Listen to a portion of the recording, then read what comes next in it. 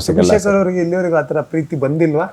Definitely ಆಗಿದೆ sir. ನಂದು relationships ಇತ್ತು, ಬ್ರೇಕಪ್ ಆಗಿದೆ, ಅದರಿಂದ ನಾನು ತುಂಬ ಚೇಂಜ್ ಆಗಿದ್ದೀನಿ. ಆಮೇಲೆ ಅದರಿಂದ ತುಂಬ ಹತ್ತಿದ್ದೀನಿ ಕೂಡ.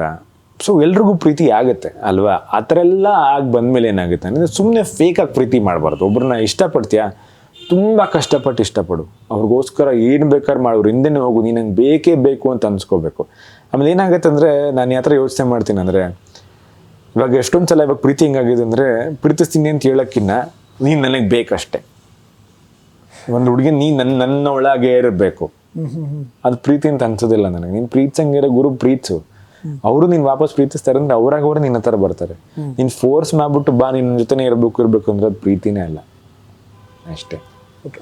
ಅಂದರೆ ಸಿಂಗಲ್ ಆಗಿದ್ದವರು ನಾನು ಹೇಗಿದ್ದೆ ಆಗಿ ಬಂದಿದ್ದೀನಿ ಹೊರಗಡೆ ಅನ್ನೋದು ಒಂದು ಕಂಫರ್ಟಬಲ್ ಫೀಲ್ ಇದೆ. ಎಸ್ ಸರ್, ಯಾಕಂದರೆ ಫೇಕ್ ಮಾಡಬಾರ್ದು ಸರ್. ಇವಾಗ ನೋಡಿ, ನಾನೆಲ್ಲೋ ಫೇಕ್ ಮಾಡಬೇಕು ಅಂತ ನಾನು ಈ ಥರ ಯೋಚನೆ ಮಾಡ್ತೇನೆ. ಅಲ್ಲಿರೋರು ಅಷ್ಟು ಜನ ಹೆಣ್ಮಕ್ಳು ಇರ್ತಾರೆ, 5 ಜನ ಹೆಣ್ಮಕ್ಳಿದ್ದಾರೆ. ಅಲ್ಲಿ ಯಾರೋ ಒಬ್ಬರ ಜೊತೆ ನಾನು ಏನೋ ಪ್ರೀತಿ ಥರ ನಾಟಕ ಮಾಡಬೇಕು ಅಂತ ನಾಟಕ ಮಾಡಿದ್ದಿದ್ರು. ಹುಡುಗರಿಗೆ ಇಟ್ಸ್ ಅ ಡಿಫ್ರೆಂಟ್ ಫೀಲಿಂಗ್. ಹುಡುಗರು ಹೆಂಗೋ ಮ್ಯಾನೇಜ್ ಮಾಡ್ಕೊಂಡ್ಬಿಡ್ಬೋದು, ಹುಡುಗಿರಿಗೆ ಎಷ್ಟು ಎಫೆಕ್ಟ್ ಆಗಬೇಡ ಅದು. ಇವಾಗ ಒಂದು ಆ್ಯಕ್ಟರಾಗಿ ಕೂಡ ಅಷ್ಟು ಜನದ ಪಬ್ಲಿಕ್ ಇಮೇಜ್ ಇರುತ್ತೆ, ಅಪ್ಪ ಅಮ್ಮ ಎಲ್ಲ ನೋಡ್ತಿರ್ತಾರೆ. ಅದೇನೋ ನಾವೊಂದು ಪೋಟ್ರೆ ಮಾಡ್ಬಿಡ್ತೀವಿ ಅಂತಂದಾಗ ಹೊರಗೆ ಬಂದಾಗ ಅವ್ರಿಗೆ ಎಷ್ಟು ಎಫೆಕ್ಟ್ ಆಗಿರಬೇಡ. ಯಾಕೆಂದರೆ ಬರೀ 3 ತಿಂಗಳು ಅಷ್ಟೇ ನಮ್ಮ ಜೀವನ ಅಲ್ಲ ಸರ್. 3 ತಿಂಗಳು ಆದಮೇಲೆ ನಮ್ದು ಇನ್ನೂ ದೊಡ್ಡ ಜೀವನ ಇದೆ. ನಮಗೆ ಆದಷ್ಟು ಒಂದು ಫ್ಯಾಮಿಲಿ ಇರುತ್ತೆ, ನಮ್ಮ ಸಪೋರ್ಟರ್ಸ್ ಇರ್ತಾರೆ.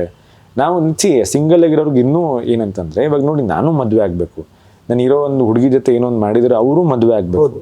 ಅದು ಜೆನ್ಯೂನ್ ಆಗಿ ನಮ್ಮಿಬ್ಬರ ಮಧ್ಯೆ ಆಗಿದ್ರೆ ಎಸ್, ನಾವಿಬ್ಬರೇ ಮದುವೆ ಆಗ್ಬೋದಾಗಿತ್ತು. ಸುಮ್ಮನೆ ಫೇಕ್ ಶೋ ಇನ್ನು ಅಂತ ತೋರಿಸ್ಕೋಬೇಕು ಅಂತ ಮಾಡಿದರೆ ಅದು ನಮ್ಮ ರಿಯಲ್ ಲೈಫ್ಗೂ ಅಫೆಕ್ಟ್ ಆಗಿರೋದು. ಇವಾಗ ನಾನು ಮದುವೆ ಆಗ್ಬೇಕಂದ್ರೂ ಇಲ್ಲ ಸ್ಪಂದನ್ ಯಾರ ಜೊತೆನೋ ಒಂದೊಂದು ಕನೆಕ್ಷನ್ ಇತ್ತು. ಇವಾಗ ಆ ಹುಡುಗಿಗೂ ಅಷ್ಟೇ, ನಿನ್ನಿಲ್ಲ ಮನೇಲಿ ಕನೆಕ್ಷನ್ ಇತ್ತು ಅಂತೆಲ್ಲ ಬಂದಾಗ ನಮ್ಮ ರಿಯಲ್ ಲೈಫ್ಗೆ ಅಫೆಕ್ಟ್ ಆಗುತ್ತೆ ಅದು. ಸೊ ಆ ಥರ ಎಲ್ಲ ಯೋಚನೆ ಮಾಡಿ ನಾನು ಬೇಡ, ಬರೀ 3 ತಿಂಗಳು ಅಷ್ಟೇ ಜೀವನ ಅಲ್ಲ, ಇದಾದ್ಮೇಲೆ ಜೀವನ ಇದೆ, ಅಷ್ಟೆಲ್ಲ ಯೋಚನೆ ಮಾಡಿ ಡಿಸೈಡ್ ಮಾಡಿದ್ದೆ ಅಷ್ಟೇ. Yes sir.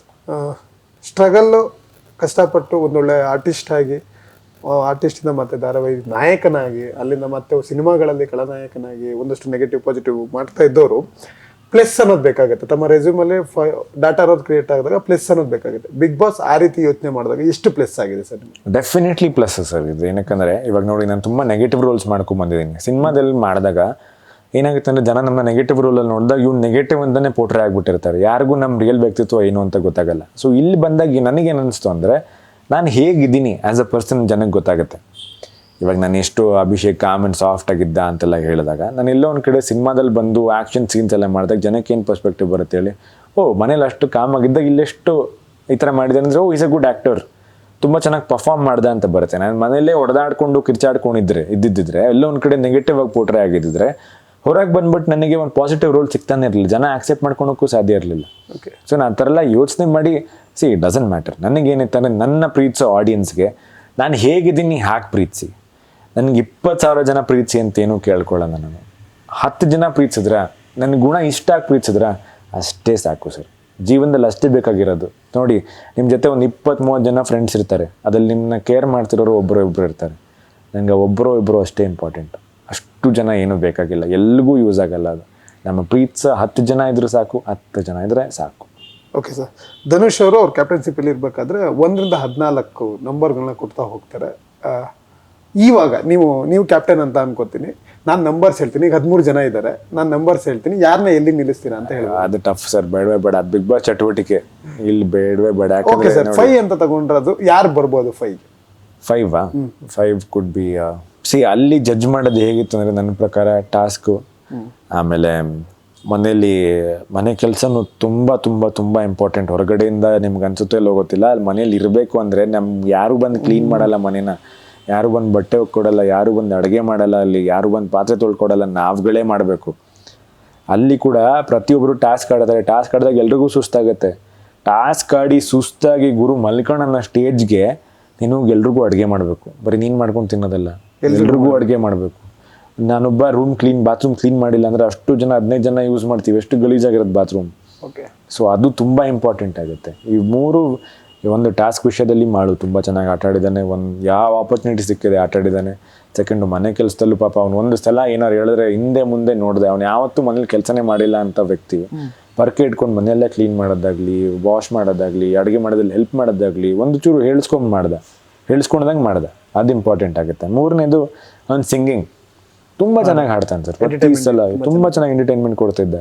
ಅದೊಂದು ಎಲ್ಲೊಂದು ಕಡೆ ಒಂದು ಪ್ಲಸ್ ಆಗುತ್ತೆ. ಯಾಕಂದ್ರೆ ನನಗೆ ಹಾಡಕ್ಕೆ ಬರಲ್ಲ. ಹಾಡಿದ್ದು it's a very good thing. ಎಷ್ಟು ಜನ ಸುಮ್ಮನೆ ಹಾಡು ಅಂದಾಗ ಹಾಡ್ಬೋದು, ಅವ್ನು ತುಂಬ ಚೆನ್ನಾಗಿ ಬರೀತಾನೆ.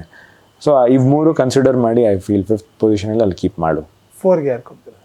4ಗೆ ನಾನು ಧನುಷ್. ಯಾಕಂದರೆ ಟಾಸ್ಕಲ್ಲೂ ತುಂಬ ಚೆನ್ನಾಗಿ ಮಾಡಿದ್ದ, ಮನೆ ಕೆಲಸನೂ ತುಂಬ ಚೆನ್ನಾಗಿ ಮಾಡಿದ್ದ. ಬಟ್ ಎಲ್ಲೋ ಒಂದು ಕಡೆ ಅವನದೇನಾದ್ರೆ ಸ್ವಲ್ಪ ಹೆಂಗಾಗ್ತಿತ್ತು ಅಂದರೆ, ಹೇಗೆ ಹೇಳಲಿ ನಾನು, ಅವ್ನ ಸ್ಟ್ಯಾಂಡ್ಸ್ನ ತುಂಬ ಸ್ಟ್ರಾಂಗ್ ಆಗಿ ತಗೋತಿರ್ಲಿಲ್ಲ. ಇವಾಗ ಜಗಳ ಆಡಿದ್ರು, ಇನ್ಫ್ಯಾಕ್ಟ್ ನಾನೇ ಅಷ್ಟೊಂದು ಕಡೆ ಕಿರ್ಚಾಡಿದ್ದೀನಿ. ನನಗಿನ್ನ ಕಮ್ಮಿ ಕಿರ್ಚಾಡಿರೋದು ಅಂದರೆ ಧನುಷ್ ಅನ್ಸುತ್ತೆ. ಓಕೆ. 3 ಸರ್? 3 ನಾನು ಅಶ್ವಿನಿ ಅವ್ರಿಗೆ ಕೊಡ್ತೀನಿ. ಯಾಕೆಂದರೆ ಅವರು ಮೆಂಟಲಿ ತುಂಬ ಸ್ಟ್ರಾಂಗ್ ಇದ್ದಾರೆ. ಆಮೇಲೆ ಟಾಸ್ಕಲ್ಲೂ ತುಂಬ ತುಂಬ ತುಂಬ ಚೆನ್ನಾಗಿ ಆಡ್ತಾರೆ. ಯಾಕಂದರೆ ಅವರು ಟಕ್ಕರ್, ರಾಶಿಕಾಂತ್ ಅವ್ರಿಗೆ ಟಕ್ಕರ್ ಕೊಡೋವಂಥ ವ್ಯಕ್ತಿಯನ್ನು ಎಕ್ಸ್ಪೆಕ್ಟೇ ಮಾಡಲಿಲ್ಲ. ಅವರು ಟಕ್ಕರ್ ಕೊಡ್ತಿದ್ರು, ನೀನು ನಾನು ಬಾಗ್ ನಿಂತ್ಕೊಳ್ಳೋಣ ಅಂತ. ಆಮೇಲೆ ಅಲ್ಲಿ ಅವ್ರಿಗೆ ಟಾಸ್ಕಲ್ಲಿ ಕಾಮಾಗಿರೋದು ತುಂಬ ಇಂಪಾರ್ಟೆಂಟ್. ಕಾಮಾಗಿ ಯೋಚನೆ ಮಾಡೋದು, ಆ ಶಕ್ತಿ ಅವ್ರಿಗಿದೆ. ಮನೆ ಕೆಲಸ ಅಂತಂದಾಗ ಕೂಡ ಅವ್ರಿಗೆ ಏನು ಕೊಟ್ಟಿರೋ ಅವ್ರದ್ದು ಮಾಡ್ಕೊಂಡು ಹೋಗೋದು. ಆಮೇಲೆ ಕಿಚನ್ ಡಿಪಾರ್ಟ್ಮೆಂಟ್ ಅಡುಗೆನೇ ಬರಲ್ಲ ಅವ್ರಿಗೆ ಪಾಪ.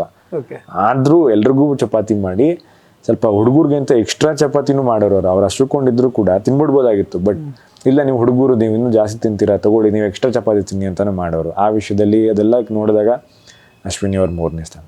ಓಕೆ. ಇನ್ನು 2 and 1? 2 ನಾನು ಐ ಥಿಂಕ್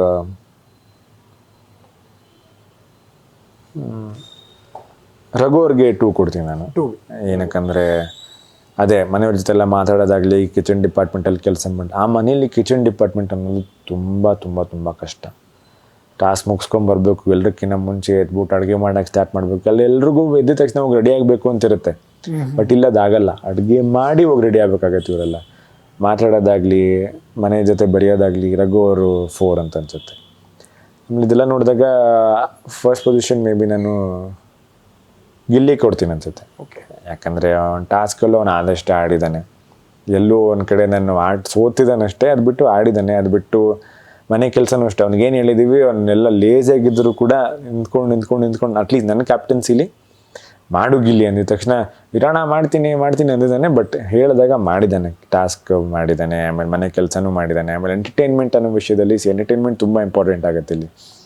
ಇಡೀ ಮನೇನ ತುಂಬ ನಗಿಸ್ತಾ ಇದ್ದಿದ್ದು. ಎಲ್ಲೋ ಒಂದು ಕಡೆ ಮನೆ ಬೋರ್ ಆದಾಗ ಅವ್ನು ಹಿಡ್ಕೊಂಡು ಗಿಲ್ಲಿ ಏನಾರು ಒಂದು ಕಾಮಿಡಿ ಹೇಳೋ, ಏನಾರು ಜೋಕ್ ಹೇಳೋ ಅಂದಿದ್ದು, ಎಲ್ಲರೂ ನಗಿಸಿದ್ದು, ಮನೆ ಲೈವ್ಲಾಗಿ ಹಿಡ್ಕೊಂಡಿದ್ದು ಗಿಲ್ಲಿ. ಸೊ ನಾನು 1 ಪೊಸಿಷನ್ನಾಗಿ ಗಿಲ್ಲಿ ಕೊಡ್ತೀನಿ. ಓಕೆ.